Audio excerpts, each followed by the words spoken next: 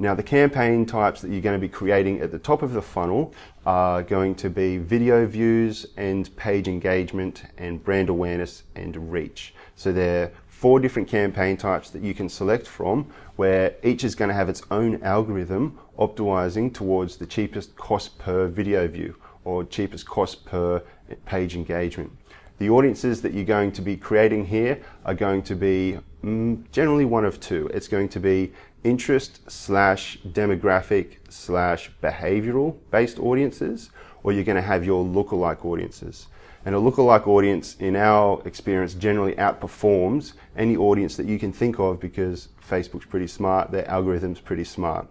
The way you create this audience is you give Facebook data that it will create an audience just like those, but at scale. So, for example, if you've got a Facebook pixel in your website, that Facebook pixel is going to be putting cookies in people's browsers, and then when they go back to Facebook, Facebook knows, right? So it's going to be accumulating an audience of people who have visited your website.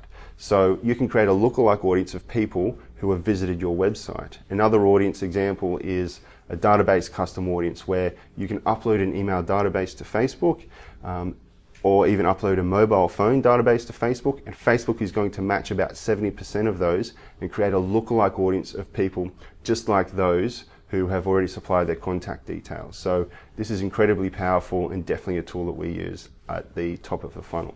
The type of content that you want to create at the top of the funnel is more educational, and not education about your product or your service. That's more at the middle of the funnel. You just think about why people are on social media. They're not on there searching for answers to their problems per se. They're on there because they want to see what their friends are up to, their family's up to. They want to be entertained. So, think about how can you add value to your brand equity? How can you get people to know you, like you, and trust you without you necessarily putting your product or your service in front of them? Even thinking about things that are purely about your brand, like behind the scenes, can be really helpful as well.